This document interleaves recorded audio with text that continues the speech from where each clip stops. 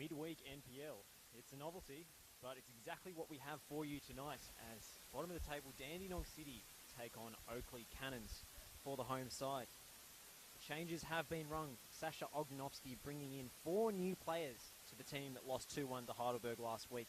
Luke Isles, Nur Sahavdic, Christian Carvalho and Nick Kalmar all come back into the starting 11, with Alex Teleski and Braden Mann and Tom Podorides dropping out.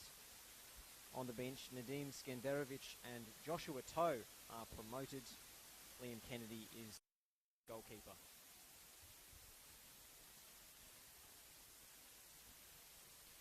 Oakley Cannons in the right, kicking from right to left. Chris Taylor makes just the one change from the team. Decker drops to the bench. Matthew Fashini, former Melbourne Victory player, at right back.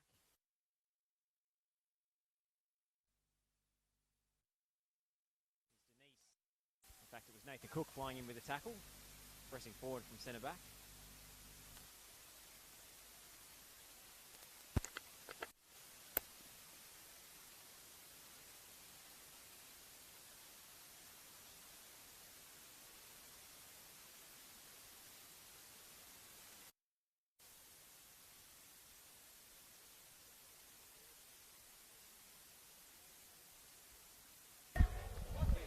It's a pleasure to be here, Josh. It's a welcome novelty. It is a welcome novelty indeed. It is an unconventional one, but as we were saying, the Easter weekend right around the corner, as good a time as any to stick a bit of NPL football in before we all hit the roads and go a-travelling. And I think Dandenong City could probably use a few days to reset and clear their head. Of course, their record to start the season, nothing pretty, and they'll be hoping to end things with a good result here tonight. Delivery from Pachkowski was too low. Hamish Miller heads to Kublai and finds Oscar Dillon a long way forward to centre half. Headed away by Isles.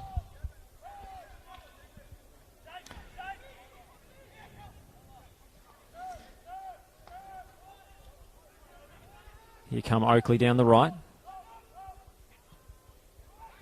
That one will be cut out by Nathan Cook again.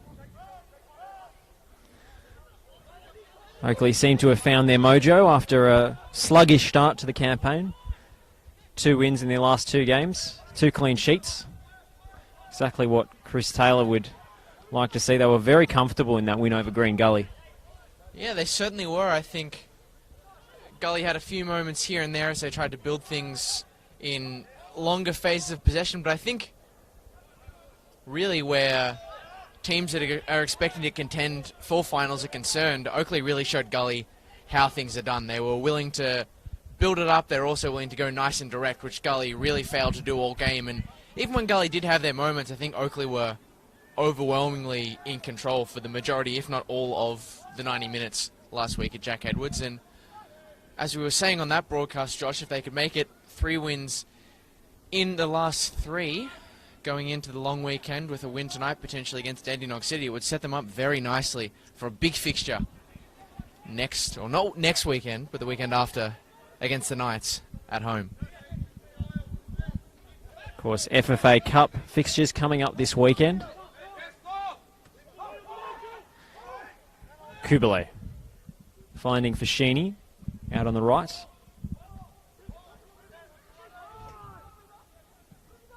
He has Joe Guest on the opposite flank. Tough bounce for the Englishman.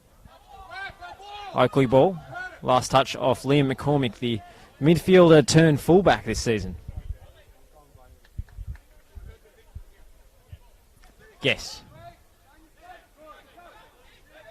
Farrow on the score sheet last week. Scrappy one, but they all count. Eliopoulos. Oscar Dillon. Oakley with all the early possession. Certainly red-hot favourites coming into this game.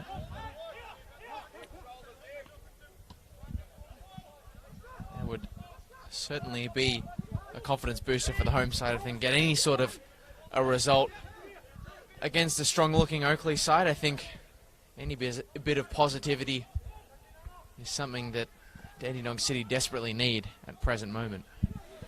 They've had a short turnaround from their Sunday fixture against Heidelberg. Oakley with the longer recovery time, playing on Friday night.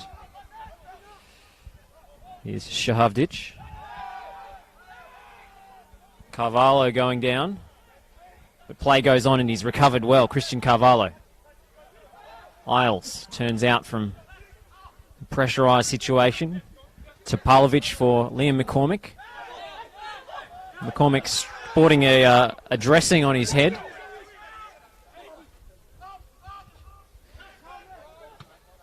Topalovic sweeping it away.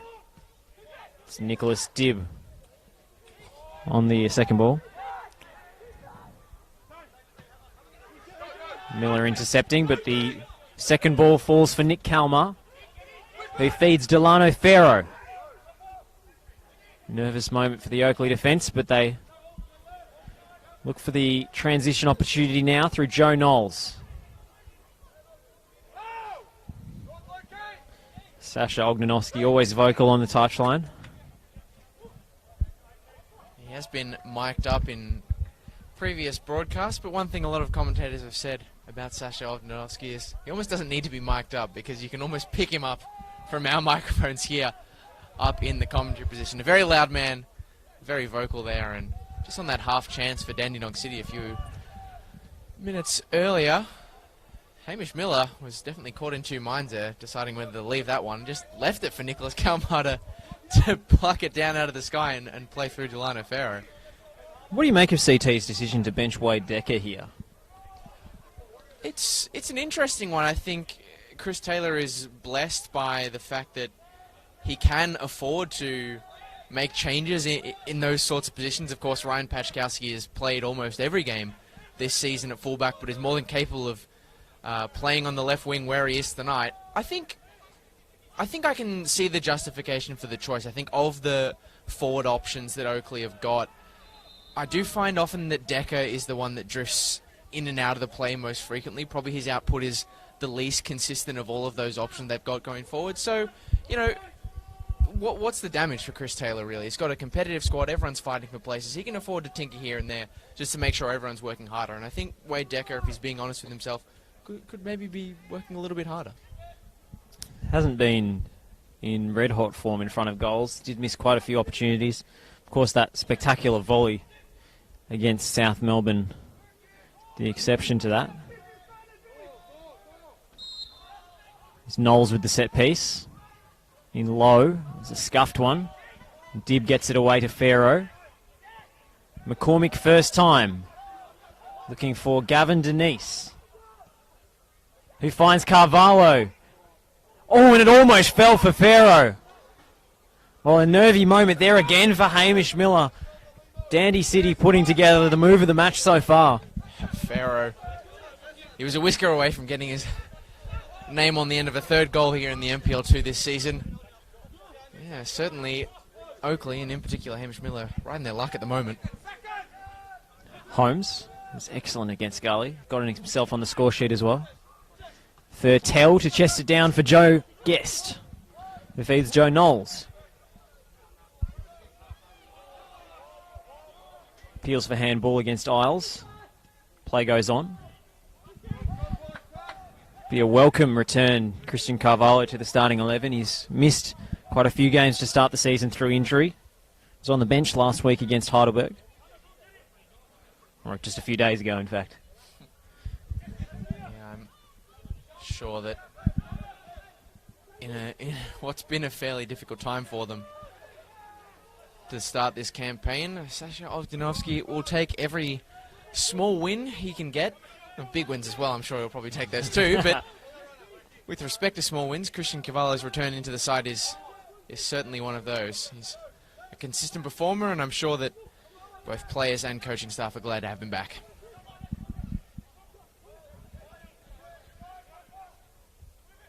Holmes. Topalovic intervening.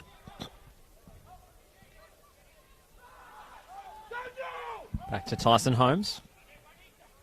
And now Joe Guest wearing the captain's armband for Oakley again. Nutmegs Kalmar. That's brilliant from the gold medalist. Wrong-footed Pachkowski with the pass. But a little glimpse of Joe Guest's quality early in this one. Denise exchanging passes with Kalmar.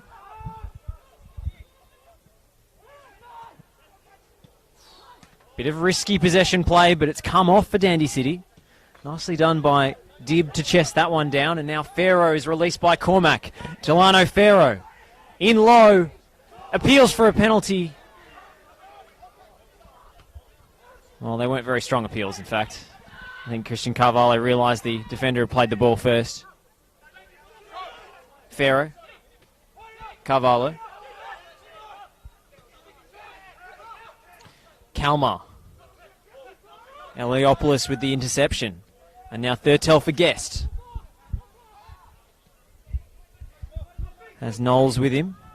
He goes down and wins another free kick.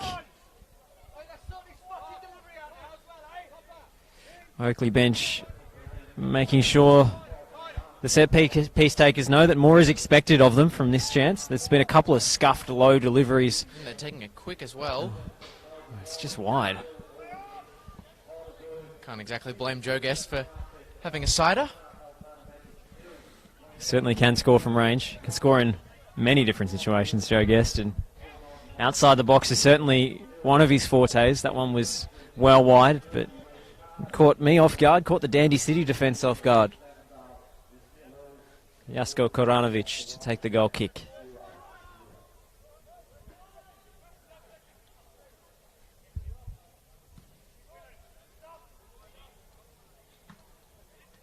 Denise. Carvalho battling for it. Denise with the big tackle. It'll be an Oakley free kick. Much to Ognanovsky's chagrin here on the touchline. What did you make of that call, Lockie? Well, it's hard not to be swayed by Sasha Ognanovsky's He's a persuasive man. opinions of this one. He seems fairly convinced that it was never a free kick in the direction of the Oakley Cannons. Felt there was a prior foul. That's his argument. Of course, Josh, there's a number of other games going on concurrently to this one. 7, in fact, only 2 with a score at the moment. Every game 0-0, but for the exception of Green Gully and Altona. Green Gully currently with a 1-0 lead. Luke Jego scoring on 47 minutes. And the other game with a scoreline to bring to you, Josh, is Port Melbourne St Albans. The home side, Port Melbourne, currently holding a 1-0 lead through Ben Lifton. Over the top for Oakley. Thurtell's come out. Karanovic off his line quickly. But Thurtell loves to make those runs in off the shoulder. Isles.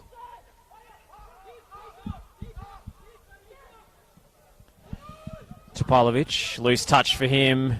Pachkowski nearly took full advantage, but Nicholas Dibb, who's been pretty impressive in the early stages here, covering for his centre half.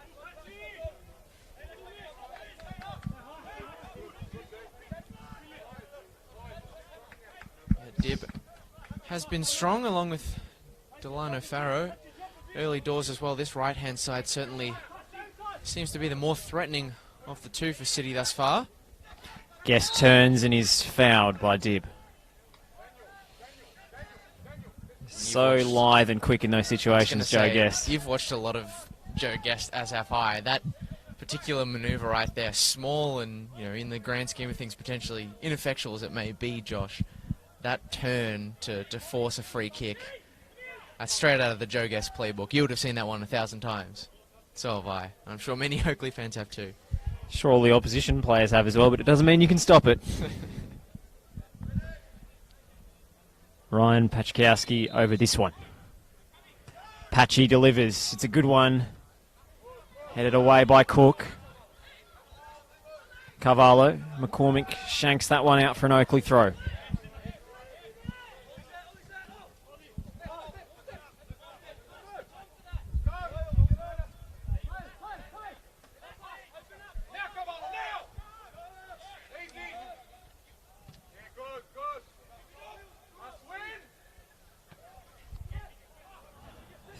Thurtell only chested it as far as Kalmar.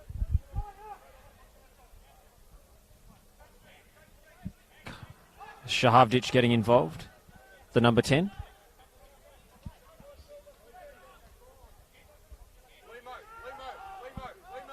Trying to get their rotations right here, Dandy City. It's a good ball in for Delano Ferro. Laid off. Carvalho on his left! It's just nicked the post. A great move from Dandy City again. A lick of paint away from a dream start there, Dandenong City. That was two of the most influential performers in the early doors for the home side, combining once again. Delano Ferro could have gone for a strike himself there, but had the presence of mind to tee it up for Christian Cavallo, I should say. Not going to get him confused with his brother. That would be a problem. But yeah, a great strike on goal, a golden chance for City early on.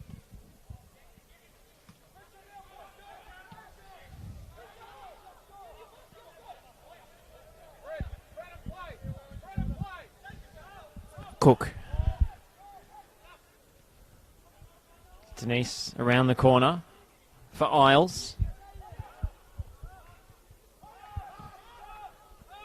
Koranovic. Eliopoulos wins the free header. And Kalmar does likewise. Kubalay for Fashini.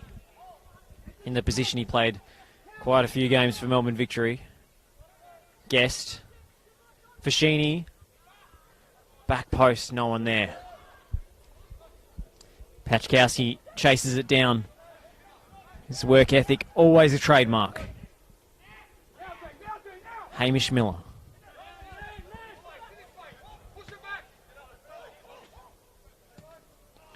Kubalay caught late, and the referee spots it. Well, you mentioned Chris Carvalho's brother, Josh, playing for Adelaide in the A-League. There's a couple of famous brothers associated with these sides. Of course, Matt Miller, Hamish Miller's brother at the Newcastle Jets. How many brothers in that Miller family? I There's lose count. 8 brothers and 2 sisters. I believe one of them plays for Manningham in the NPL too as well. So you look hard enough in Victorian football. You'll spot them not everywhere. even that hard, you'll find them.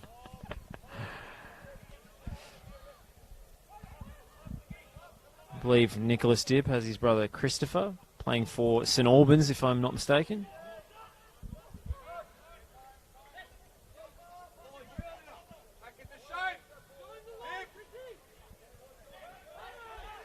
Holmes. Lots of space for Eliopoulos to work in. Pick the right pass. He goes over the top. Topalovic, easy pickings for the Dandy City captain. Nice touch from Shahavdic. He's being held.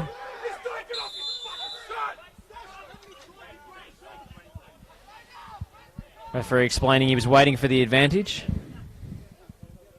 That's a pretty strong response from the referee there. Gave as good as he got. Explained in no uncertain terms as to why he didn't pull it back and blow the whistle earlier. That seemed a reasonable enough opinion, did it not? Got to say, I back the referee for defending the timing of his whistle. Swung in by Carvalho, but Pachkowski runs it down. Another quick update to bring to you, Josh, in the game that's happening, not concurrently, but simultaneously to us, had the same kickoff time over at Kingston Heath between Bentley and Avondale.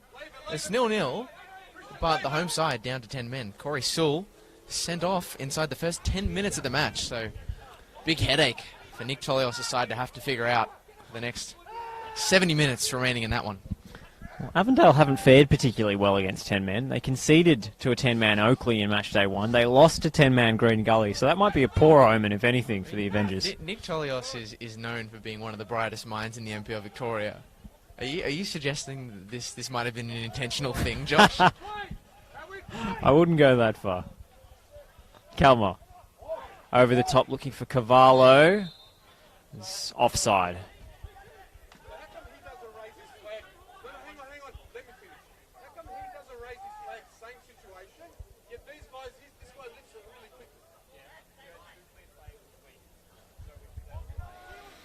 Nick Feely being called into action to take this free kick, short to Dillon.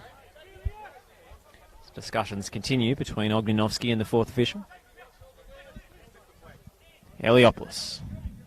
Dillon. Picked off by Isles. And now Kalmar has space ahead of him. Dibb. Lovely touch by Nick Dibb. McCormick. Forced backwards. They'll switch the point of attack here. Dandy City. It's Nathan Cook. Tries to play the killer ball. Farrow. He's got electric pace. Delano Farrow. Assessing his options. Denise was there. And the strike from Kalmar. Way off target, but we know Nick Kalmar has that in his locker. The sort of circumstances that I think Nick Kalmar lives for. Just waiting for the ball to bobble out to the edge of the penalty area for him to take one on from distance. That one not quite as high quality as some of the efforts we've seen from him across the years. I mean, was it not you, Josh, who last year, it was against Hume, he scored from about all of 35 yards on the half volley? Off his left foot as well. So he's capable of it. Unbelievable Can't fault him for technique. trying this time around. Unbelievable technique when striking a football, Nick Kalmar. Perhaps equal to any player in this division. Is Nick Kalmar, not speaking in NPL Victoria terms, but maybe in football more generally, is he like a what might have been player for you? I'm sure he's for you, as a Melbourne Heart fan, Lockie. I've outed you now. You would have watched a lot of Nick Kalmar. I did. He's just always had a bit of guile and clearly had technical quality. It always made me scratch my head that he didn't quite kick on to the next level, because he is capable of some quite brilliant stuff when he gets the chance. Might be that laconic presence, the lack of pace that's held him back. It's not always valued in Australian football, is it? No. The languid technical players often eschewed in favour of their pacey and powerful alternatives.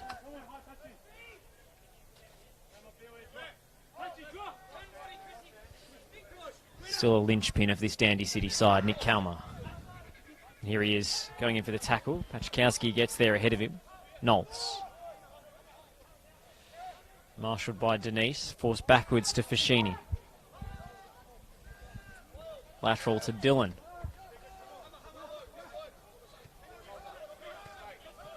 Miller up the line for Guest, trying to pull off that same little shimmy, Lockie, but Dandy City were wise to it that time.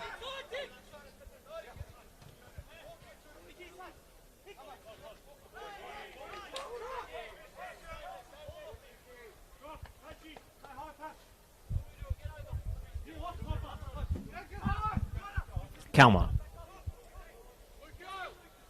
Cook.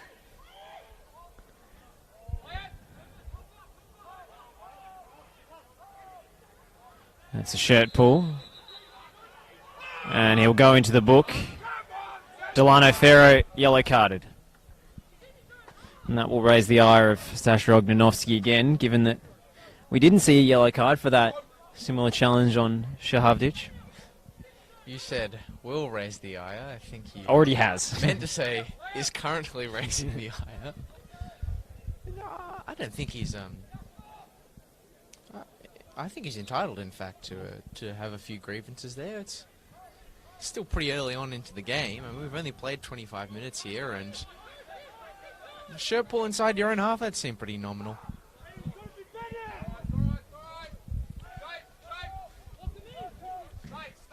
Eliopoulos.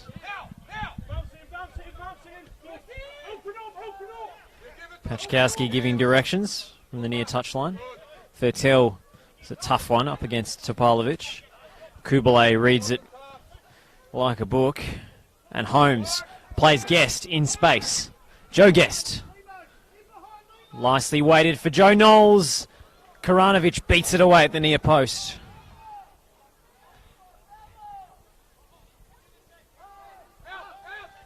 It was a nice move from Oakley, opening up Joe Guest to turn and run. It's always their most dangerous option. Tyson Holmes finding Joe Knowles. Lovely turn Topalovic gets a foot in, and Knowles will play for the throw.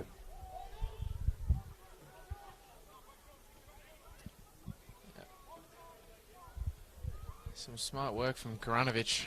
Really the only thing stopping Oakley from getting the opener there. Pachkowski. Guest goes back to his centre half. Kubele. Patient from Oakley here.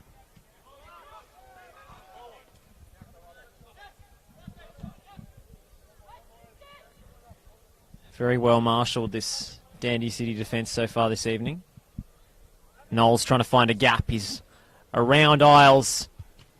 Guest's shot was blocked by Dibb. And Farrow turns and tries to go the other way. He's brought down. Advantage paid. Kalmar. Dibb. Carvalho may have strayed here. He has. Unnecessary. Didn't need to be offside. And Dandy City players and coach alike calling for a booking for the prior challenge. I think when you consider what the player who was fouled in the lead up to that they're currently calling for the yellow card for Farrow. If you consider what he got a yellow card for just minutes before, I mean, by the standard that the referee himself is setting, that seems as though it could be in the realms of worthy of a caution. I don't disagree, Lockie. I think it was Joe Knowles.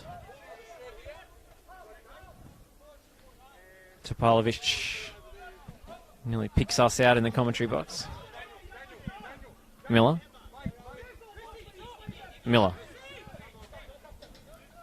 Pachkowski couldn't control that one, and McCormick plays backwards. Holmes. Such poise on the ball, Tyson Holmes finds Pachkowski. He's making a nuisance of himself, but that will be a Dandy City goal kick. Starting to settle a little bit more in the last 5 minutes, Oakley, but it has been a hairy opening for them at Frank Holohan. I think they are known for having a pretty solid defence. Not just this season, they've only conceded 4, but in previous seasons as well. That strong defence was what helped them to have a really strong end to season 2019 in particular, if my memory serves me correctly. But I think the mobility that we're seeing from this new look Dandy City front three is maybe causing them a bit of problems. Of course, you see Sahavdic playing centrally at the moment with Cavallo and Delano right and left respectively, but that wasn't how the game started. Those three have been constantly rotating. Delano moving across to the left after he started on the right, and Sahavdic and Cavallo have both been filling in the central striker role depending on what phase of play the game is in. And I think that constant movement, Oakley left with confusion and questions as to who they're supposed to pick up in terms of their defensive duties, is maybe just causing them one too many headaches, and that's allowed City to get a few more chances than perhaps Chris Taylor's men had bargained for so far. Topalovic over the set piece. It's missed everybody. 7 concurrent fixtures. Green Gully still leading Altona Magic at Paisley Park. Luke Jego with the goal just after half-time. Eastern Lions have taken a 1-0 lead over Hume City. That's a turn-up for the books. Few would have predicted the NPL Minnows getting a result there, but they do lead with 76 minutes played. Melbourne Knights and Heidelberg still locked at 0-0. Same with South and Dandenong Thunder. Port Melbourne, the biggest margin of the night, 2-0 leaders over St Albans Saints. Bentley Greens down to 10 men and down a goal. Dylan Jacoupy, the fullback, getting on the score sheet. And Dandenong City, Oakley Cannons here with you at Frank Holohan Soccer Complex, still 0-0. Christian Carvalho has come closest, hitting the post for the home side. Holmes. Kubele. Poor pass from Hamish Miller, and Carvalho might take advantage. It's too close to Nick Feely in the end. A difficult angle to beat the Oakley goalkeeper from as a left footer. Shot a bit earlier than perhaps you'd expect someone in that sort of position with that kind of opportunity in front of them. Maybe just trying to catch Nick Feely out, but from what we've seen from him so far this season, the former Pascoe Vale stopper, it does take a lot to beat him. Miller has taken contact and continues on, but Paczkowski missed it. Just was not on the same wavelength. There's a promising run from Hamish Miller, but I've got to say, a few errors from him so far this evening.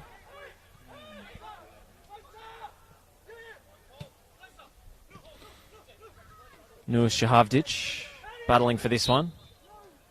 Oakley concede the free kick. Dandy City might have preferred the advantage that time. That ball was moving.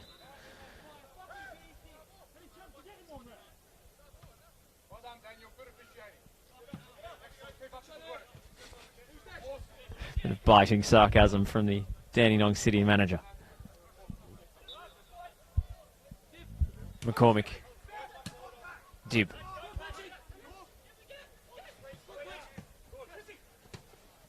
Trying to play the give and go with Christian Carvalho, but the return was just slightly heavy.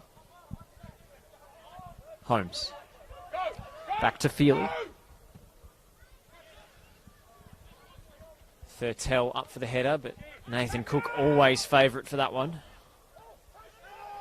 It's the way Oakley are going to have to adapt this season. They don't have a target man like they did with Harry White. Matt Thurtell, a very different player.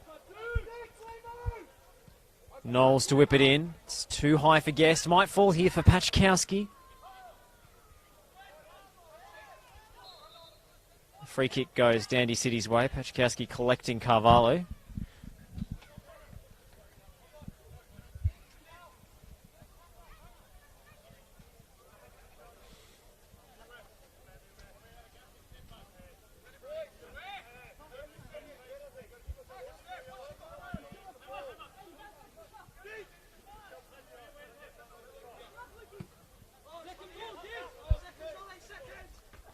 Miller with the height advantage. Thurtell. Paczkowski was caught. Farrow. That one was nearly too hot to handle, but he headed it back in play. It was thumped at him from close range. Here comes Gavin Denise to release Luke Isles. His first touch just let him down. Fashini robbing it off his toe. Kubele.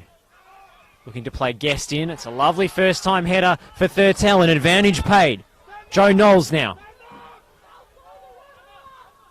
Standing Gavin Denise down and testing the palms of Jasko Koranovic.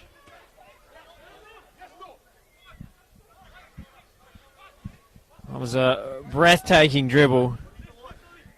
Left Denise with his ankles broken.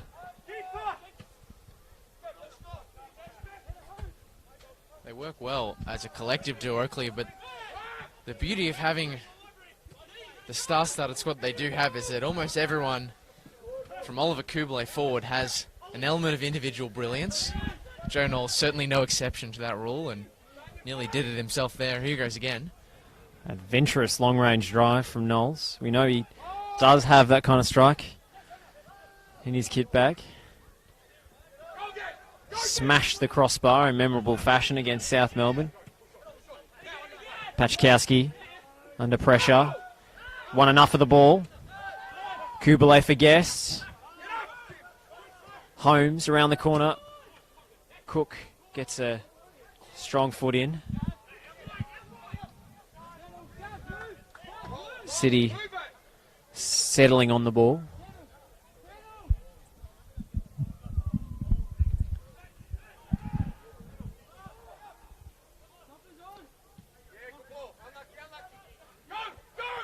Miller intercepting the switch, but it makes its way to Delano Ferro anyway.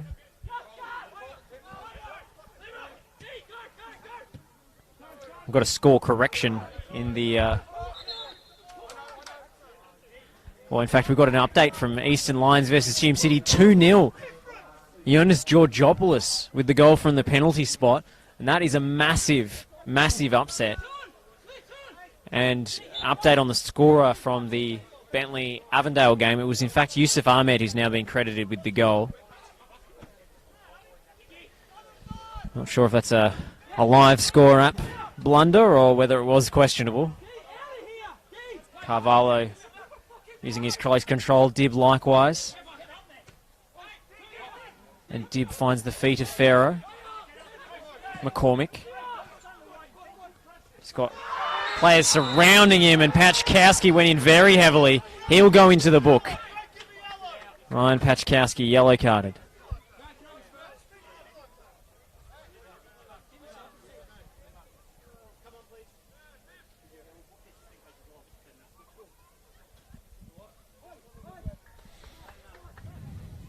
And a yellow card being shown to one of the coaching staff for Dandy City, I believe. The referee won't even... Sorry. Oh, it's only so easy to commentate when you've got the Sasha Antonovsky show. This is box office. It's such a good idea. It was 3 weeks ago now when we made the decision to mic him up. We'll have to do it again sometime. I wish we could do it right now. Maybe we should have a word to the cameraman at halftime. Just get a tiny feed him an little XLR mic, down just there. Feed it down from the commentary position. Just dangle it above his head. It really is, Josh, as you said. It's worth the price of admission alone. Box office stuff.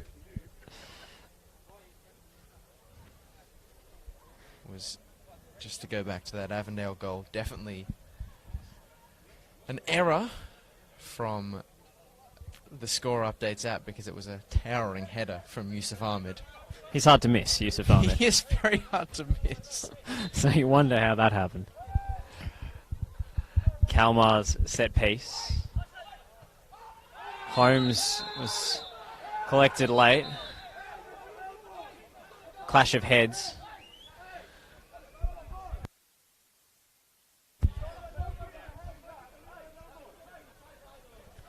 Oakley bench appealing for an elbow here. I thought it was a head clash, but I might be mistaken, Lockie. We might have some disciplinary action here. Yeah, well... He goes into the book, Nathan Cook. Yeah. So... Oakley Cannon's bench seemed incredibly convinced that was an action of malicious intention from Nathan Cook. I don't think referee saw enough of it to be absolutely certain one way or the other. Goes with the yellow card.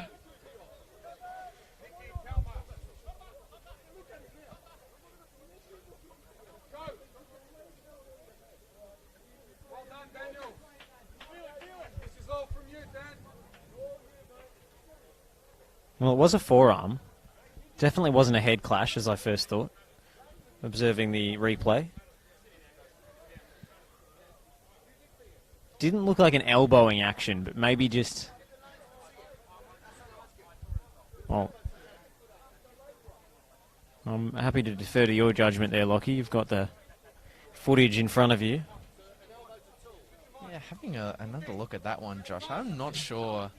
Yeah, Nathan Cook, Lucky to be in the pitch. stretches his arm out there, and the arm really is the only part of his body that gets anywhere near the ball, and ends up doing some serious damage in the process. I actually am inclined to agree with the Oakley bench to our right here, Josh. I think that was a lot more intentional than perhaps it seemed to the referee in real time. Well, he only gets one look at it. We can skip back and look at it in slow motion as many times as we like. It's a unenviable task. Happily run onto the field and show him the replay on the stream, but I think I might get myself in a bit of trouble if I tried that one. Let's not have VAR in the NPL.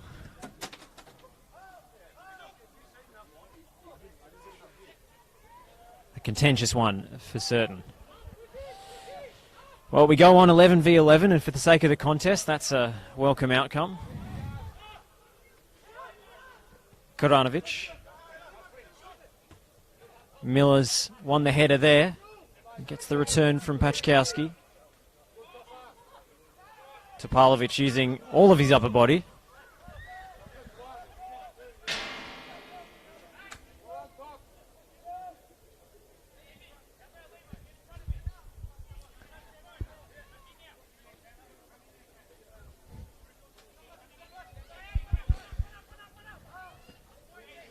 Guest with a loose pass. Dillon. Chris Taylor appealing for more ball speed. Oscar Dillon. Guest dropping deep. And City just happy to keep Oakley where they are. Sit off and try and prevent the more dangerous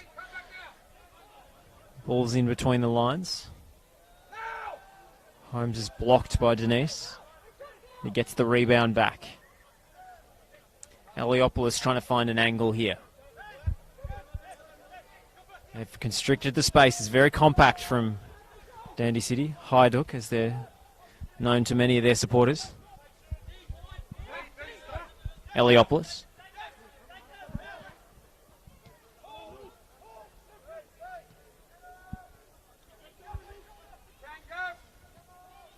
Holmes finding Fashini.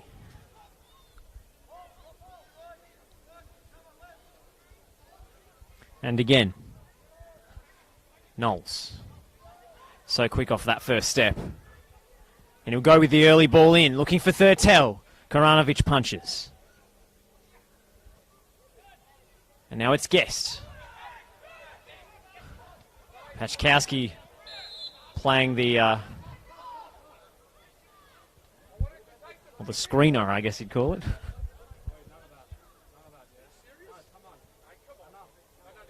And the ball, I think, has come off the referee.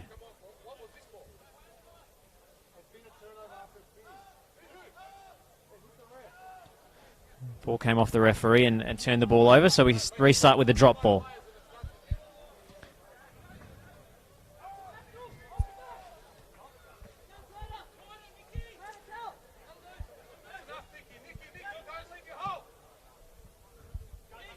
Pachkowski can run at McCormick now. Instead he goes for the early ball. And it'll be an Oakley Cannons corner.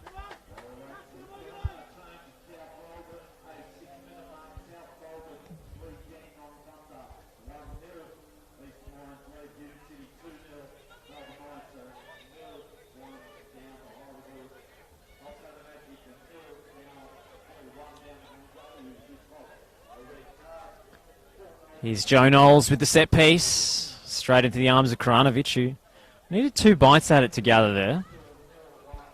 Tries to release Delano Ferro. He's done brilliantly there. Ferro, first time from Cavallo to Shahavdic.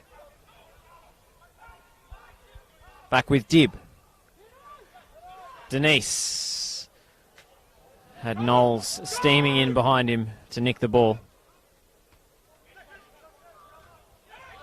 Thurtell wins the 50-50. Guest.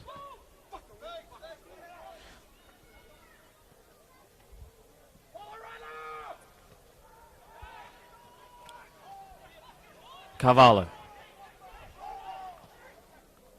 Shahavdic.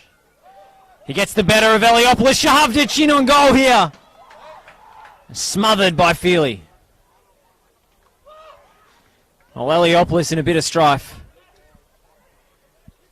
Holding his left knee.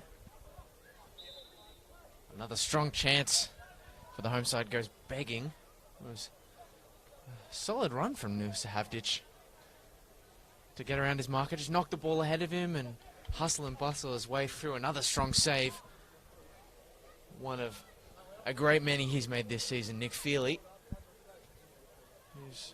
It's been Feely in the post, really, the only difference between Dandenong City, the only difference between 0-0 and a commanding lead for Dandenong City, who, it must be said, Josh, have done, particularly considering the circumstances, very well so far in this opening half. Well, Kaio Degotto has been sent off for Green Gully. In the 85th minute, they still lead Altona 1-0, thanks to that Luke Jago goal. Eastern Lions 2, Hume City 0, going into stoppage time. A massive win for the Eastern Lions. Heidelberg have taken a late lead against Melbourne Knights at Summer Street. Sean Ellis on target. It's 1-0 there. South Melbourne finally made a breakthrough against Dandenong Thunder. Jerry Salados with his second goal in the matter of 2 weeks. Port Melbourne 3-0 and cruising against St Albans. A missed penalty from Macaulay, keeping it at 2-0 before Courtney Perkins with his second of the evening, making it 3 for the home side. Avondale still leading 1-0 at Kingston Heath. Bentley down to 10 men. I'm sure, Josh, that some of the viewers on this live stream maybe run NPL tipping competitions, maybe in conjunction with an AFL tipping competition at their workplace or something like that. And they must know how frustrating it can be to try and tip and predict some of the results in this league. It always throws up, every match day, throws up a surprise or two, and this evening has certainly thrown up a couple. Eastern Lions, certainly their win over Hume City, or what looks to be a win over Hume City, the headline, but even Heidelberg 1-0 up against the Knights. I don't think many would have expected that as strong of a side as Heidelberg are. Appeals for handball.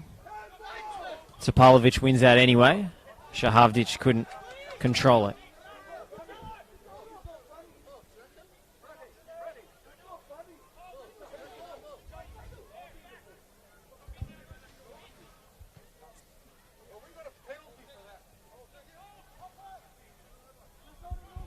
Fashini.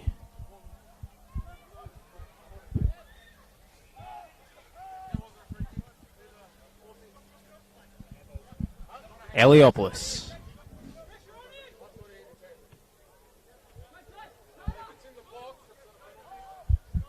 Guest.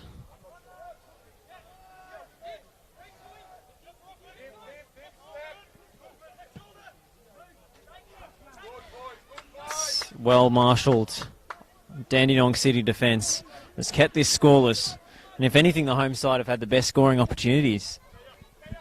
I think the first and the second best scoring opportunity of the half. I think they've struck the woodwork. They've gone close just a few minutes earlier through Nusa Havdic.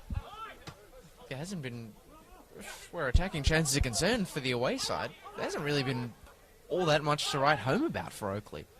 And a few shots from distance from Tyson Holmes, but usually resorting to those long-range efforts are a sign of difficulty, a sign of, option B for Oakley. So that really gives you an indicator of how difficult they found the going so far at Frank Holohan. No doubt that Chris Taylor will be working over the machinations. Breen will be whirring at present moment on the touchline, just figuring out what he's going to do, the changes he's going to make with the second 45 approaching. Kubalay. Of course, he still has Wade Decker as a bench option,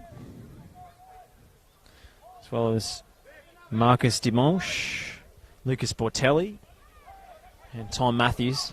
Well, there's a turnover here. Shahavdic comes away with the ball, trying to play the killer pass. Hamish Miller favoured ahead of Delano Ferro, but McCormick picks up the scraps, and Miller can only knock it into touch. Well, just listening to you rattle off some of the names on that Oakley bench, I think the silver lining for Chris Taylor is, although he hasn't had things as good as he would have liked in this opening 45, those are a fair few decent options sitting on the pine for him to bring on to try and change things. Topalovic goes back to Koranovic between the sticks. Isles. Oakley trying to press now. Good first time pass by Luke Isles to find Gavin Denise. And now Carvalho. He's got two in the box. Instead he tried to pick out Dib, but the cross was too heavy, and that's the last action of this opening 45. Bottom of the table, Dandenong City, with a really promising performance here against the much more favoured Oakley Cannons. The closest we came to a goal was Christian Carvalho's left-footed drive, clipping the outside of the woodwork, but we nearly had Delano Ferro with an effort from 6 yards, if not for a timely intervention by Hamish Miller. On the other end, Oakley Cannons haven't mustered all that much. I've had a couple of bookings. It's been a little bit testy. The second half is really set up for a grandstand contest here. Lockie Flanagan, your thoughts? Sasa Ognjanovski cut a very frustrated figure all throughout that first half, Josh. He was in the ear of the fourth official, in the ear of the head referee on field, but in a perverse kind of way, despite all those protestations. I have no doubt that he'll be the happier of the two managers heading into the sheds right now. I think Dandenong City, there's a lot of pressure on the whole side, including the coaching staff as well, so they need to pull something impressive out of the bag, and thus far, they've done that. Their defensive shape has really made things difficult for Oakley, who've created few and far between chances. And when Dandenong City have had the ball going the other end, when they can attack in space, the mobile front line of City have been causing Oakley's defence plenty of problems. And when they're playing these diagonals, running to balls in behind, City doing plenty of damage. So if they can hold that game plan for another 45, even if they get a point with the run they've been on, that'll be a great result. So the pressure is on Oakley and on Chris Taylor to make the changes that'll get them the 3 points that they so desperately crave. Midweek NPL, we've already had a couple of upsets this evening. Will we see a third? Join us for the second half here at Frank Holohan Soccer Complex to find out. Oakley Cannons 0, Dandenong City 0 at the break. Stay with us.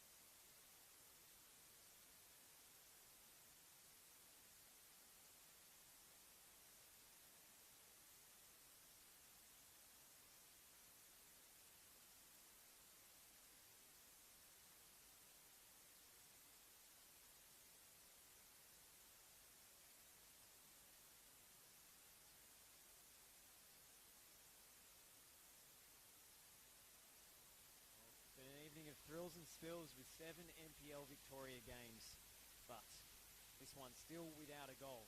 Could we see Dandenong City get a unfancied result over the Oakley Cannons? Full time around the grounds. Altona 0, Green Gully 1, Eastern Lions 2, Hume City 0, Melbourne Knights 0, Heidelberg United 1, South Melbourne 1, Dandenong Thunder 0. The game's still going. Port Melbourne 5, St Albans 0, Bentley Greens 0, Avondale 1, Dandenong City 0, Oakley Cannons 0.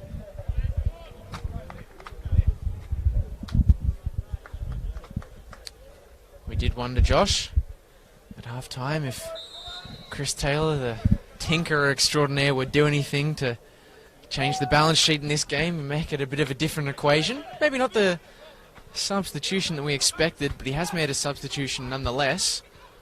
It's Eliopoulos off, Lucas Portelli on. Meanwhile, here's Kalmar. That one's straight to the goalkeeper, a bit tame by his standards. But I think that substitution at centre-back, enforced by injury more than tactics. Eliopoulos left clutching his knee at the latter end of that first 45.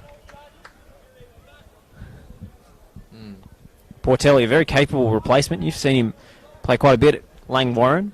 Yeah, I've had the privilege, really, of watching him start his stuff at NPL too. I mean, Kublai, from what I've seen of him, is a pretty confident ball-playing centre-back, and from what I've seen of Lucas Portelli, his skill set not dissimilar as Oakley take this corner quickly. Might drop for Fashini! Oh, well, we thought that was going to ripple the top corner, but Karanovic, very comfortable in the end. It just didn't have the power on it that I was expecting. I don't discourage the enthusiasm, Josh. It did look good from our vantage point. That edge of the penalty area seems to be the spot for the number 23s in this one, because Nick Kalmar had an effort from the same spot first half, and now the 23 playing for the away side. Matt Fashini having a dig of his own. Apologies for anyone listening with headphones. I've massively over-egged that, but look, if it goes to the top corner, I look like a genius. It did look sweet. Christian Carvalho with the set piece for the home side. Because as long as no one's ears are bleeding at home, I think he got away with it. Carvalho to swing it in. Awkward one, McCormick! In fact, it's Topalovic with the goal.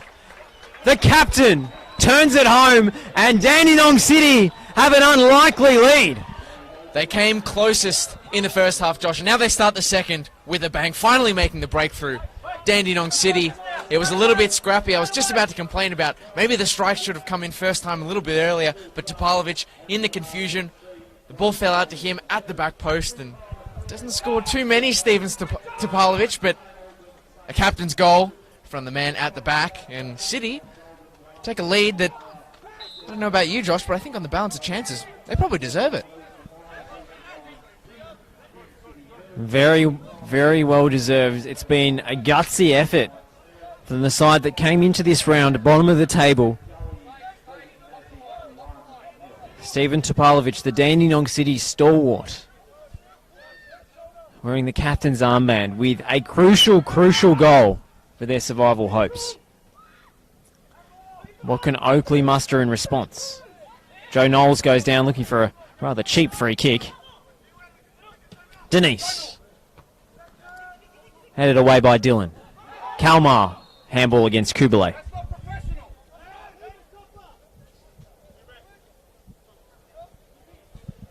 Even when the decision goes his way, Sasha Ognanovsky not totally pleased with the way things panned out. Gets the free kick for the handball in the centre circle and says, "That's not professional. That wasn't a professional foul. It shouldn't have been a yellow card." I must say, if he got points for trying, Dandenong City would be nowhere near the relegation zone. Carvalho, Isles, Shahardic, for Gavin Denise. Carvalho a little too heavy for Luke Isles on the overlap there.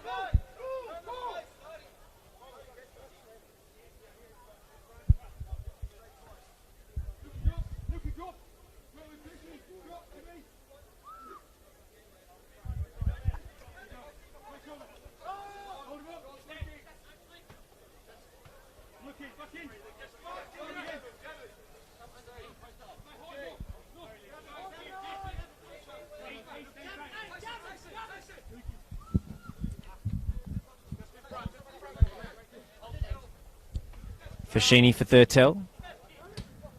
Kalmar with the slide. And Shahavdic chasing. Portelli covering. Confident switch from Lucas Portelli out to Hamish Miller. It's shanked off his less favoured left foot.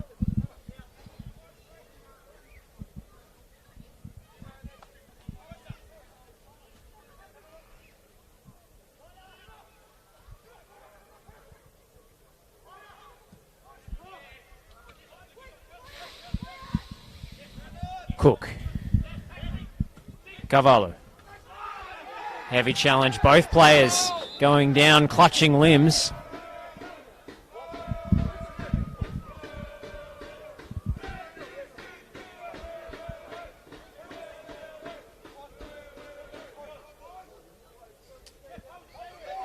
Always ready and waiting for any comments that do come through on the live stream that are available to be repeated for broadcast and worthy of mention. We did have a discussion, Josh, in the first half about sets of families in Victorian footballing circles and brothers in particular. And shout out to George Dibb, who's let us know that Nicholas Dibb also has a brother, Nathan, playing in the under-21s for Western United. Keep those comments coming through on the Facebook Live.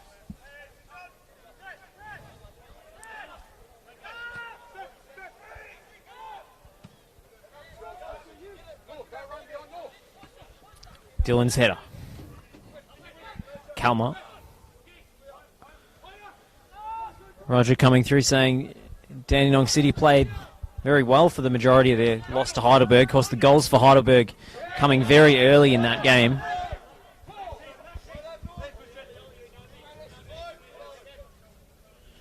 Fought back after a poor start, but no points to show for it. They did have to weather a storm in that opening half, though. I mean, Owen Ashton grabbed goals and probably would have had double what he did get in that opening sort of stanza, but City held firm and managed to scrap one late through Delano Ferro, and they've looked a lot prettier in this fixture and have a deserved lead at Frank Holohan.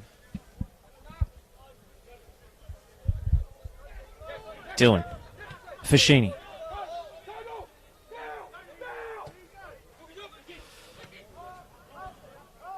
It's Skywoods by Isles. Pachkowski with the header. Kubalay.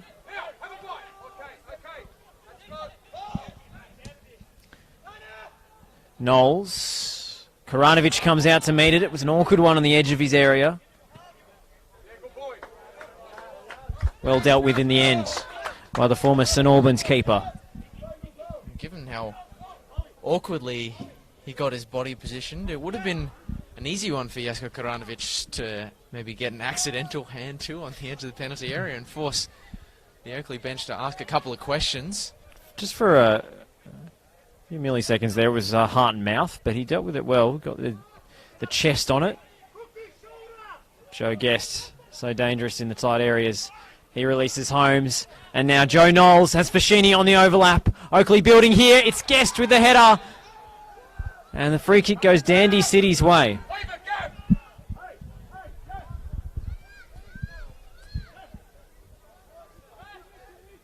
We've got two Oakley players on the deck at the moment. Joe Guest and Tyson Holmes, both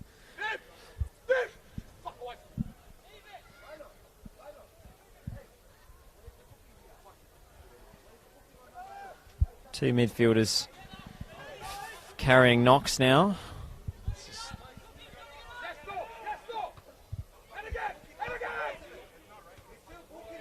It's bad enough to have two players down injured, Josh. To have two Football Victoria gold medalists down injured simultaneously. It's not ideal, but they're both up on their feet now. McCormick.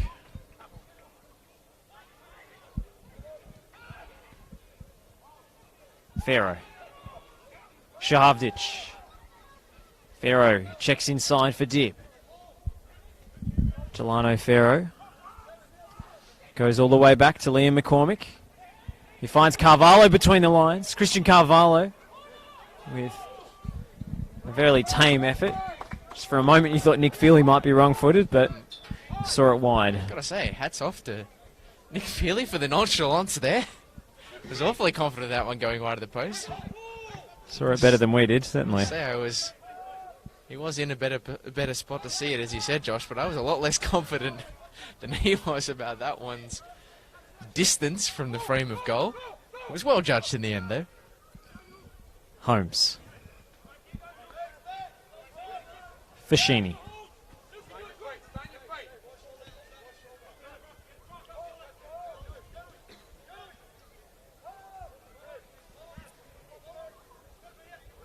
Oakley, many people's title favourites coming into this year.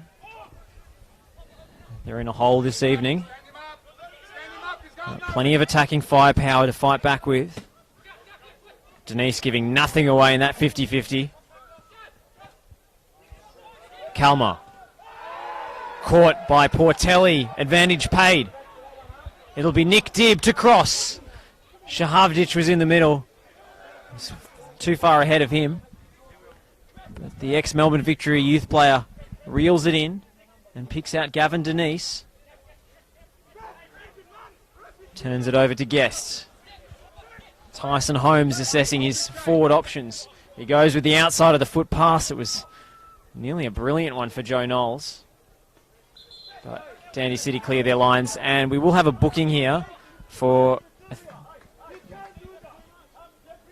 Well, we might have a booking here. It seemed as if the referee was going to bring out his yellow card.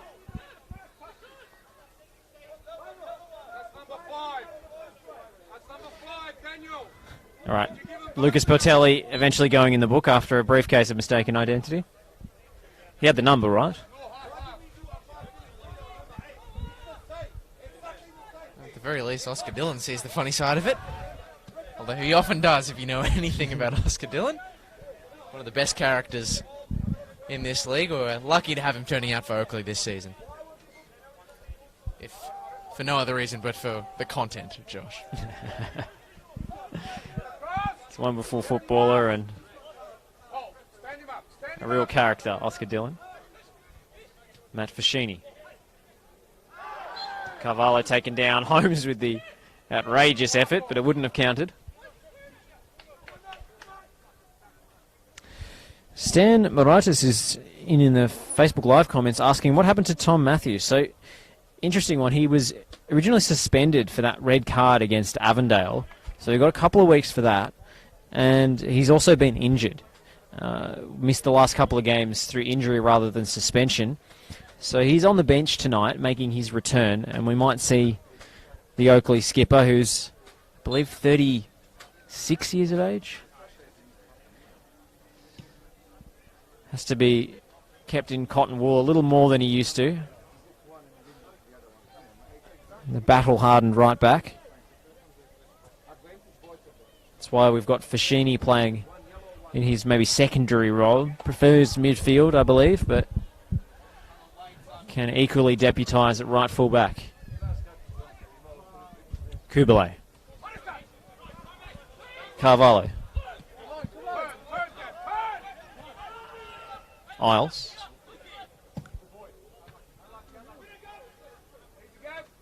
Knowles up for the header. Thurtell, lovely layoff for the Perth boy, Joe Knowles. Now Pachkowski looking for the right delivery. It's under hit. But he makes up the yards, as he so often does, Ryan Pachkowski. And his number's about to be called as well, Josh. Wade Decker waiting in the wings, getting ready to replace him.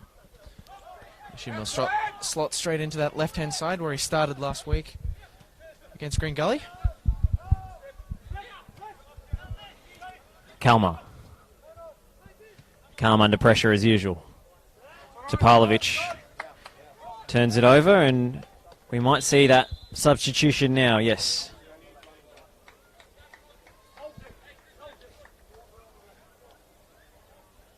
You can see the substitution board there. It read 1,111. Yeah, don't be concerned. Mystery player 1,111 is not being subbed on. It is Wade Decker, and he isn't coming onto the left, in fact, because Chris Taylor got it in his ear right before he made his way onto the field. He's going to slot him to the right, and Joe Knowles pushed across to the left-hand side, Josh. So Chris Taylor mixing it up, ever the pragmatist.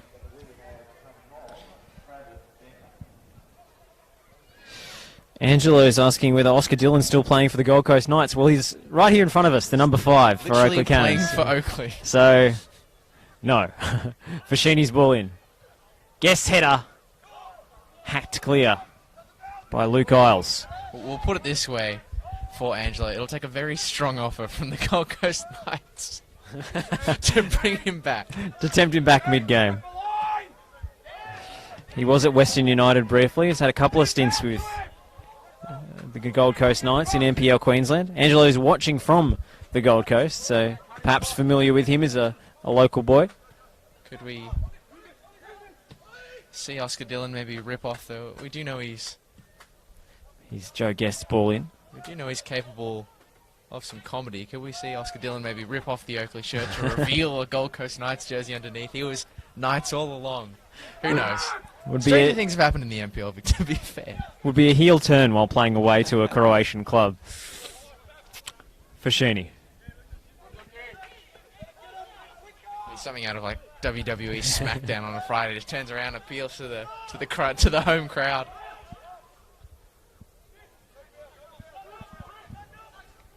Here he is, Oscar Dillon. Might go from distance here. That's well over the crossbar. But he's another one of those Oakley players. He loves to have a dig from range. Every time I've seen him push the ball into that particular area of the field, about 30 yards out on the right-hand side, he will always go for a dig if he doesn't get a covering defender nearby. Sasha Ogdanovsky knew it as well. He was yelling to cover the shot. He's clearly been paying attention to the way Oakley like to do things, because Oscar Dillon, once he pushes the ball into that area of the field, he is willing to have a pop, and it hasn't paid off for him so far this season. But if clubs keep allowing him the space, I think eventually he'll score one for the highlight reels. Oakley could sure use it. We're going to see a change here shortly for Dandenong City. It will be Braden Mann on to replace, I believe, Nur Shahavdic. Luke Isles finds Carvalho. First time cross, come shot, come goal kick.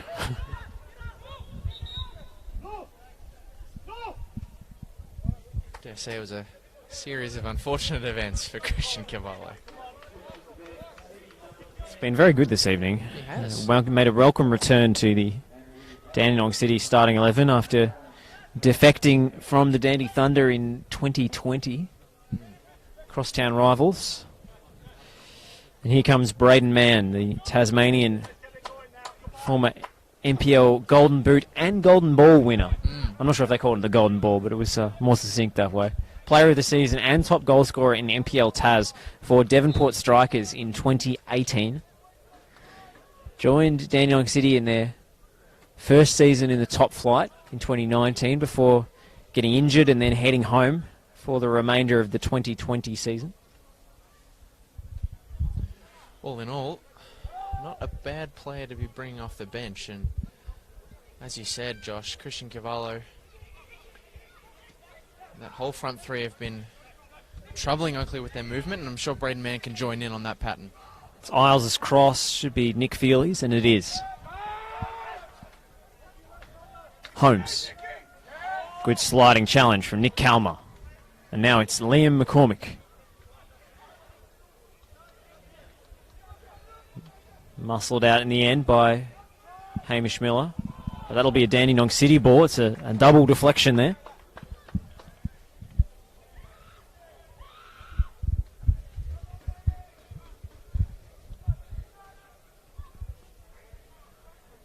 Flicked on by Mann. Oscar Dillon intervenes. Kalmar for McCormick to cross. That was sliced behind for a goal kick for the visiting Oakley Cannons.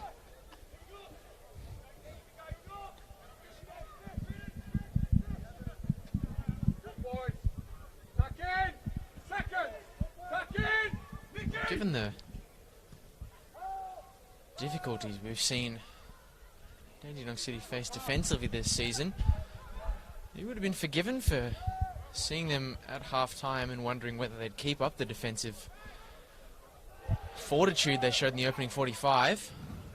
It was brilliant for a man on the deck to get it to Nick Dibb. He couldn't find Carvalho centrally, but another promising moment. Topalovic playing on the right side of a foul. Is Dibb heading down for Delano Ferro. Couldn't get there. It was a tough stretch for the former Langwarren and Box Hill winger. Now it's Knowles. Nathan Cook's header. Kalmar turning in tight spaces. Playing with fire here, Dandenong City. But they do clear their lines. Ferro gets a telling touch, but Carvalho couldn't find the return. Kubele.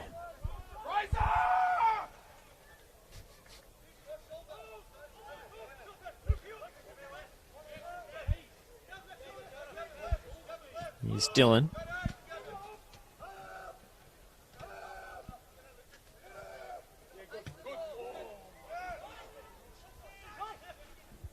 Tyson Holmes. Another Queensland import who's been so successful in his long spell in Victoria. Joe Knowles with the early ball. Here's Joe Guest. Thurtell! Blocked by the head of Nathan Cook. Joe Guest popping up on the left. Deflection on the cross. Thurtell finds the bottom corner. And Matt Thurtell gets his third of the season.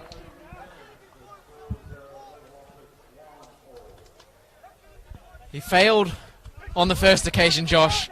Made no mistake on the second. Matthew Thurtell, his bread and butter, 6 yards out, header across the face of goal, and Oakley grabbed their equaliser. They wanted that one desperately. They haven't been at their best, but they've got it. It's a sign of a champion team, Josh. Goals against the run of play when you don't necessarily deserve them. Oakleigh Cannons, a championship contender, have got one of those champions' goals, and now they'll push for the 3 points. Matt Thurtell, a very tidy finish from him. Precise as usual from that sort of range. He scored against Green Gully last week. And he's come up trumps again here.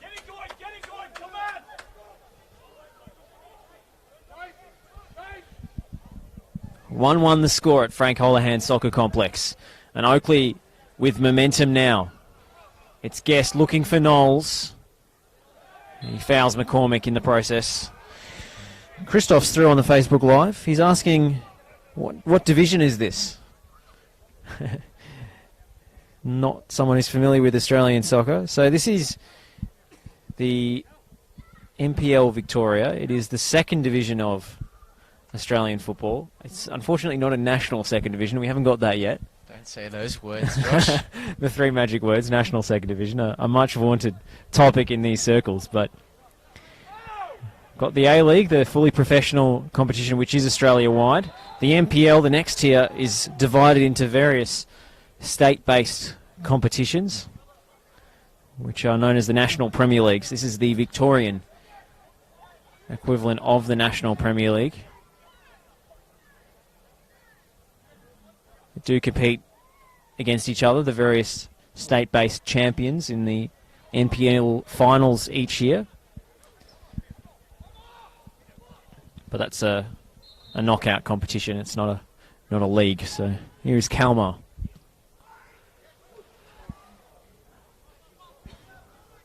Topalovic.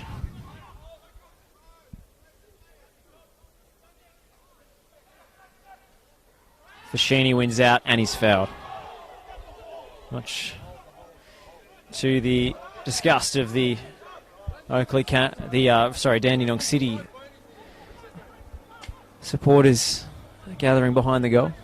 What do you think, Lockie? Have I summarised the Australian football structure succinctly enough? It's a thorny issue. I think you can never really explain the Australian football ecosystem succinctly or efficiently. All you can do is give it the best estimate, and I think you did exactly that. Josh? It's a complex one even for us. Here's Decker. Tripped over the ball, I think. Joe Guest may have gotten his way. And now Delano Farrow winning it back. Braden Mann.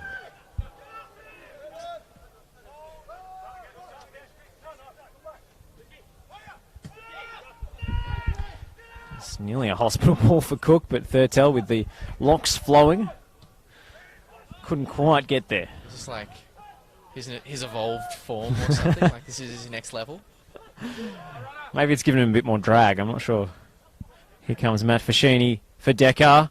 Steps inside, Wade Decker still going, trying to pick out the bottom corner! And Wade Decker off the bench and onto the score sheet. Oakley Cannons turn it around, 2-1. Chris Taylor hooked him at the start of this game. He started previously against Green Gully, dropped to the bench for this one at the start of things. Chris Taylor's given him the words on 60 Minutes to go on, change this game. He was motivated, wanted to show that he deserves to be in this starting 11, Josh. He's done exactly that with this finish. I said it before about the equaliser. I'll say it again about the goal that puts Oakley ahead here, thanks to Wade Decker. Champions goal. They have not been at their best, and yet, the Cannons find their way into the lead. Trickled in the end, passed in off the left boot of Wade Decker. That's his second of the campaign.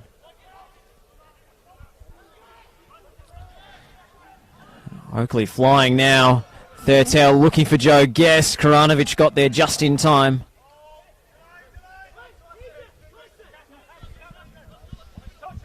This is where Dandy City, who've been so good this evening, particularly in the first half, need to show their mettle.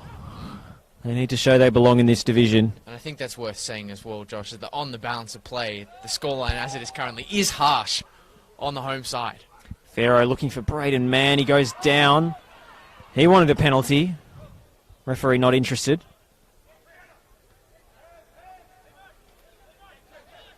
It's Thurtell, one of the goal scorers. Joe Knowles now. Such a potent attacking quartet on the park now. Knowles still going. Karanovic palms it away. Christoph thanks us for our explanation, and he says he's watching from Copenhagen. Well, hello to you, Christoph. Thank you for tuning in to some semi-professional football from the other side of the world.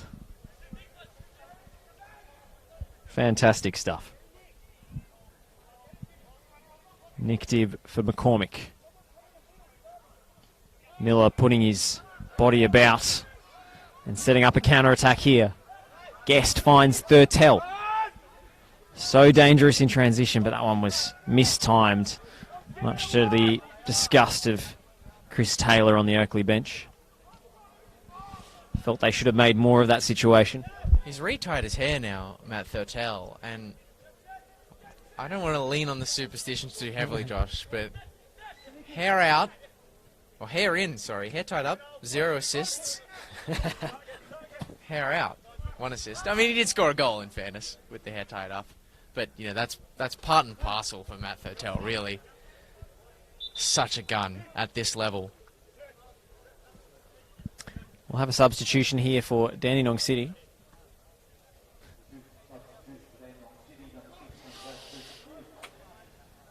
Nick Dibb coming off. Alex Teleski, the man who replaces him. 20-year-old striker, attacking midfield type. It's a offensive-minded change from Sasha Ognanovsky.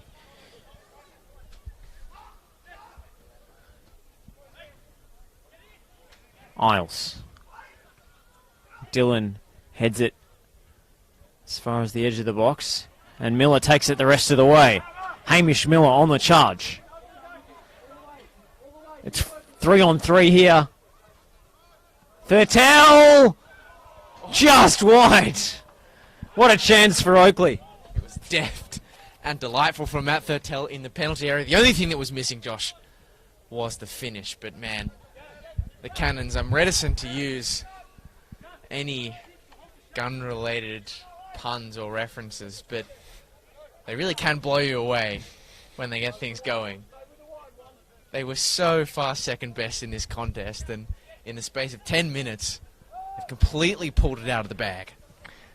Teleski for Farrow. This game's still very much alive at 2-1.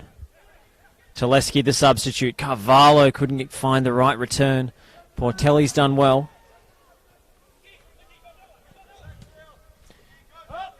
Feely goes long. Not a clean header from Nathan Cook, but Topalovic, the goal scorer, was there. And Wade Decker, well, Dandy City would take the throw. Decker might have hoped for more off that, but let us know where you're tuning in from on the NPL Victoria Facebook live streams. We've got Ben watching from the UK. Hello to you, Ben. Kalmar turning. And Knowles intercepting. And here comes Decker. Looking to find the telling ball. Topalovic in the way. Every time they win the ball, Oakley, they look so dangerous. And as Dandy City have to risk more and more going forward, you feel the counter-attacking opportunities, if I can get my mouth around it, will keep coming. They're such a massive threat in transition, and they only get more of those opportunities going forward. Cook heads away. Holmes blasts into the advertising hoardings. Didn't get too excited about that one. Yeah, it's always heading wide. A good thing the fence is quite wide behind the goals there. There might have been a few kangaroos in danger out there in Endeavour Hills. We have had W League games called off at this venue for, we were told, was wildlife damage. So here's Joe Knowles going to the byline. Couldn't cross. He wanted something from the referee. So did Nathan Cook. But the advantage is paid. And Dandy City continue to stream forward through Gavin Denise, looking for the diagonal. Fashini heads back to his goalkeeper.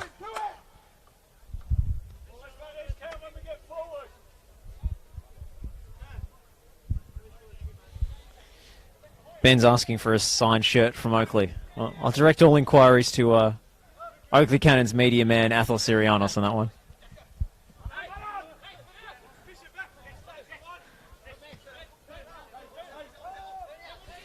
Holmes.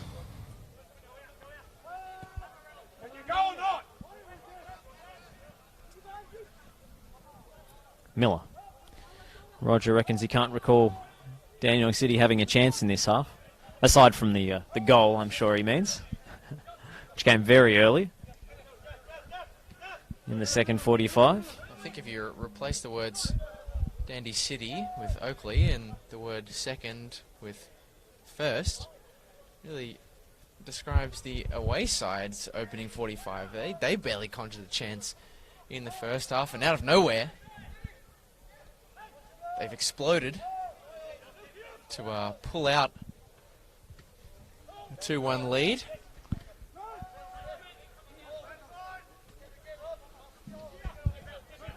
But when you do have people around Victorian footballing circles, pundits and fellow coaches and fellow players alike, saying this side, the Cannons, are championship material, you've got to show the characteristics, Josh, of a champion. And wins on off days, that's certainly a champion characteristic. Kranovic came a long way off his line. No foul against Hamish Miller. Christian Carvalho went down, expecting the whistle to go, but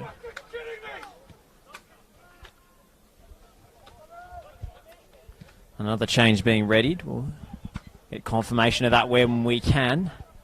Joe Knowles running at McCormick. Joe Knowles still going to the byline. Thurtell into the side netting. Deflection on the way. Corner is the verdict. Could have been a few confused watchers of the NPL Victoria live streams from this particular angle. Looked as though it could have trickled in, but the danger isn't quite gone for Dandenong City. Because Oakley have got the corner here. Chance to extend their advantage.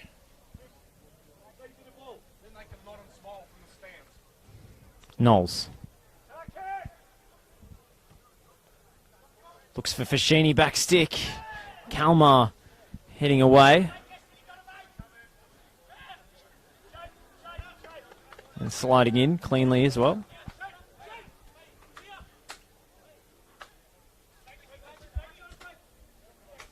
Looks like Joshua Toe will be the final substitution for Dandenong City. He's Knowles. Blocked by McCormick.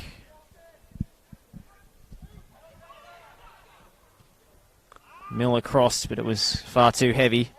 And the man coming off will be the number 5, Luke Isles. Maybe a change of shape. Remains to be seen where Joshua Toe takes up his outfield position.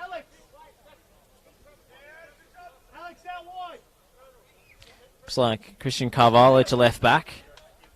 Position he's played plenty of times before. It's been not a surprisingly versatile evening, but a fluid one nevertheless for Carvalho. Striker at times, out on the wing, both right and left, and now in one of the fullback slots. Christoph's asking if we have any Polish players in the NPL. I can't say any spring to mind, but I could be wrong.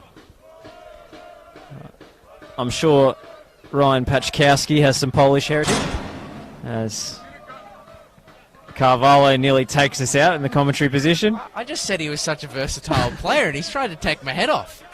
He must have misheard you. I thought he's had a really good game, in fairness. I wonder what he must do to the commentators who say he's had a bad game. Guess. Dandy City free kick.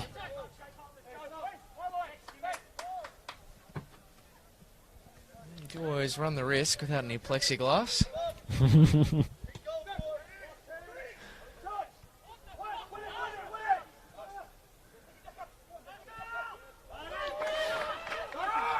To answer Christoph's question, we've got a couple of Polish players in the A-League. Michael Janota at Central Coast Mariners. It's one that I can recall. I think of a few former A-League players with Polish heritage. Adrian Mirjajewski. Marcin Budzinski, one with less of an impact. Polish nevertheless. Radoslav Majewski was cruelly injured on the eve of a season for Western Sydney and never took part in any league games.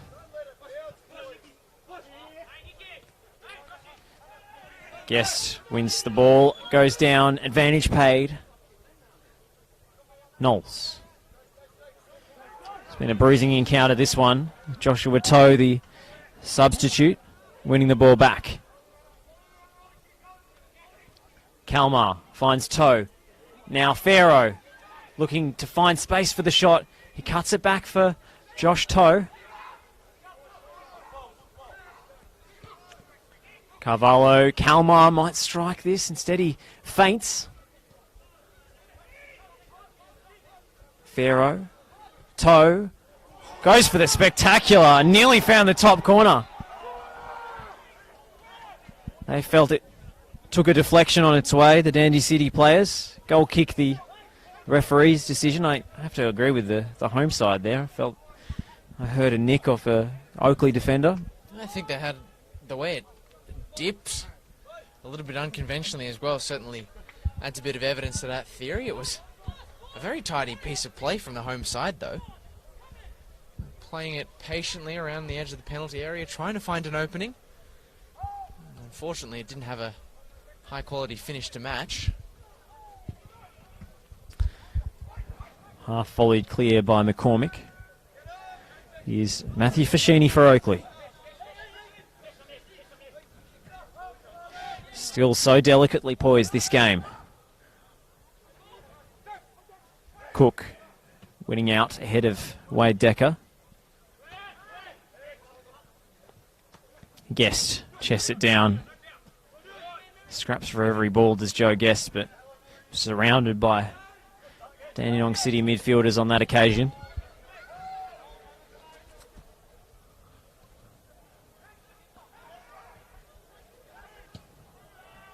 Oscar Dillon, anywhere will do. That'll eat up a few valuable seconds.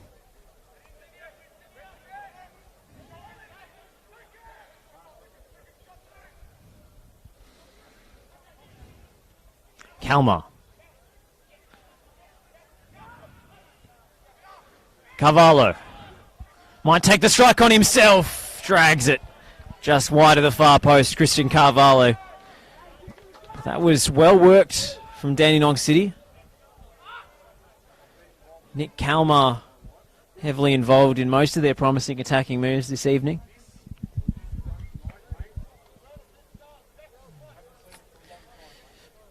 Hussein is asking, Sasha Ognanovsky was a centre-back, wasn't he? I remember he got called up for Australia. Well, he played many times for the Soccer. He's a very decorated international. A late bloomer coming through the old VPL ranks before the NPL was reformatted.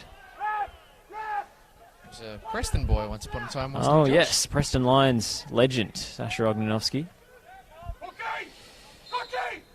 Broke through as a pro. Played heaps of games in the A-League before having a very decorated stint in Asia and was actually voted Asian Player of the Year, winning the Champions League for, I believe, Seongnam in Korea.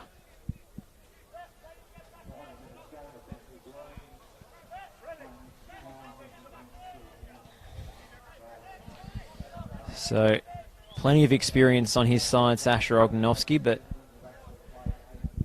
hasn't been able to turn that wealth of experience into many points this season so far.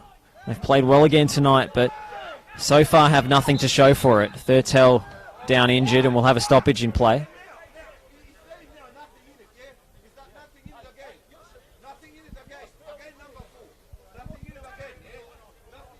Nathan Cook walking a very thin tightrope, Josh, even by tightrope standards. Going in for physical battles like that, only on a yellow, could arguably, depending on your opinion of the live stream replay, be off. Be already sitting and watching this game from the stands. He's certainly not faint of heart, Nathan Cook, I'll give him that. Not afraid to do it, make a challenge when he needs to.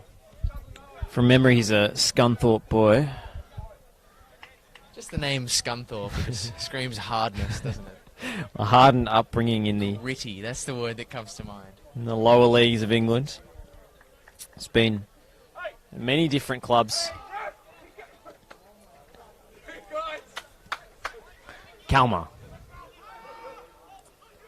Noel steps in, now Thurtell back on the pitch. Guests just wrong foots him.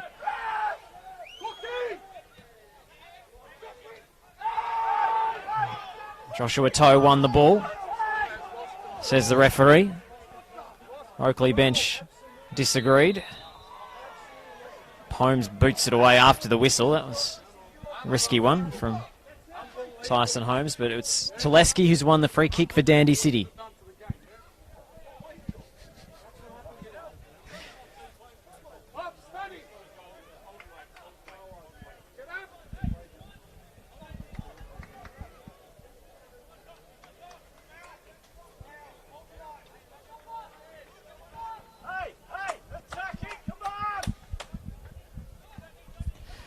Kalmar on set-piece duties. What can he produce with that magic right boot? Nick Kalmar whips it in. Ferro was up for the header. Appeals for handball, was it, or a corner? They do get the corner at least. One of the shortest players on the pitch, Delano Ferro. Not usually an aerial target off set pieces, but he got up well there. Carvalho. It's a loose one. Tuleski blasts high and wide. And no corner this time for Dandenong City.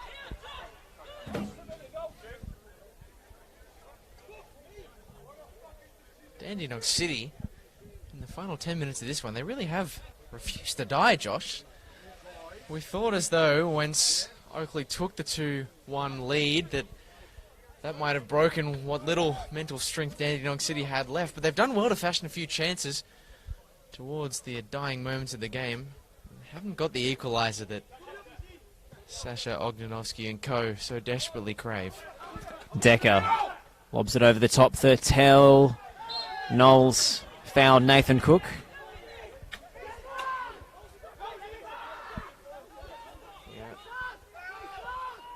Matt Fascini saying under his breath there, stupid foul, Joe. Probably wasn't one that he needed to make, Joe Knowles there. Nathan Cook had the ball in a pretty non-threatening area. And now Dandenong City have the chance to come the other way. Well, they've got 5 minutes of stoppage time to muster an equaliser here.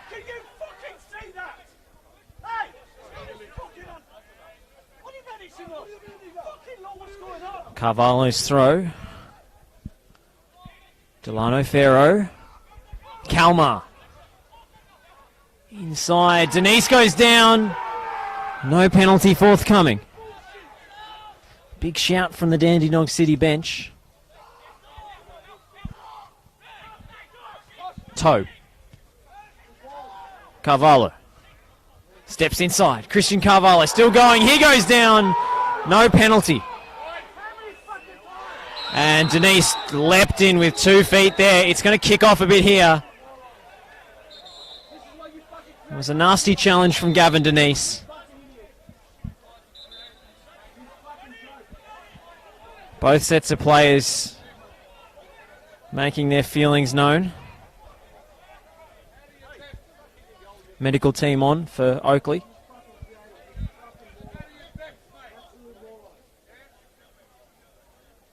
We'll wait to see what colour card comes out for Gavin Denise.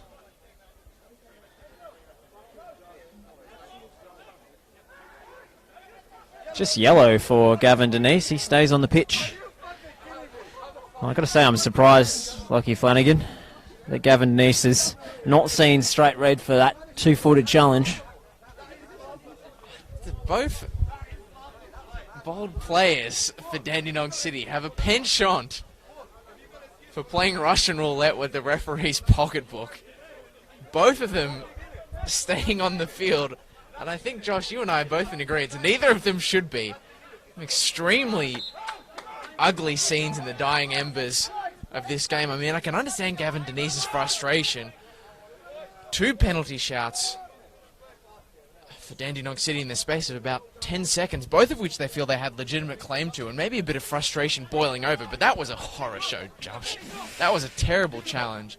I can understand being frustrated given what's just unfolded on the field, but there's no justification for flying in like that, and Gavin Denise is very lucky to remain on for what stoppage time is left in this one. Well, Joey Monek was sent off for a very similar tackle in the last round of fixtures. For St Albans, that is. Of course, it'll always depend on different interpretations of each referee, and this referee has opted to try and avoid red cards and suspensions.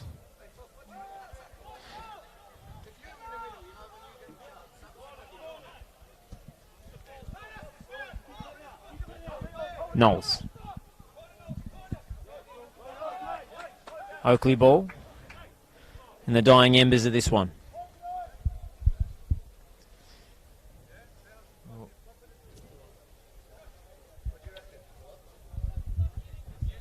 It's going to end up more than likely with one very disappointed home side here at Frank Holohan, but spare a thought for fourth official Nicholas Tubby as well, whose ears must be bleeding. He has copped it from both benches. From both benches. It's been tough for him, and it has been tough, cruel even, this second half on Dandenong City. But Oakley have made their flashes of quality, fleeting as they have been, Josh, they've made them count. So I do feel that second penalty shout for Dandenong City was quite a strong one. Carvalho maybe went down a little bit too easily. Knowles hooking it back into play. Topalovic. Chased down by Thurtell, but he still goes on. Topalovic. Bit of contact off the ball. Carvalho. That switch will be picked off by Wade Decker. City win it back. Denise whips it in. Portelli missed it. Braden Mann couldn't find a telling touch. Carvalho. Farrow swings it in. Dylan heads away. Carvalho again. Kalmar off his left. It's blocked. Might fall for Josh Toe, but that's high and wide. And that will be full time. A thrilling conclusion to this hardly fought game. It's been a bruising encounter, an absorbing encounter, but it's the Oakley Cannons who turn a 1-0 deficit into a 2-1 win.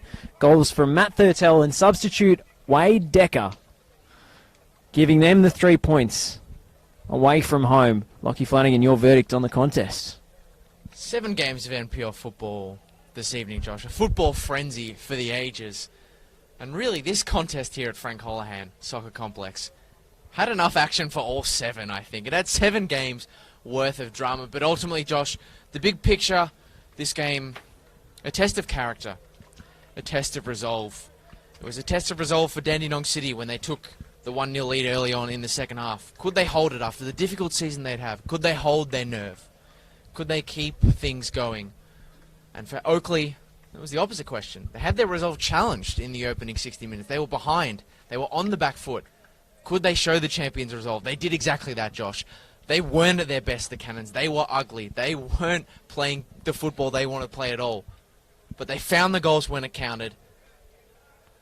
And City had no response. They threw the kitchen sink and then some, but it wasn't enough.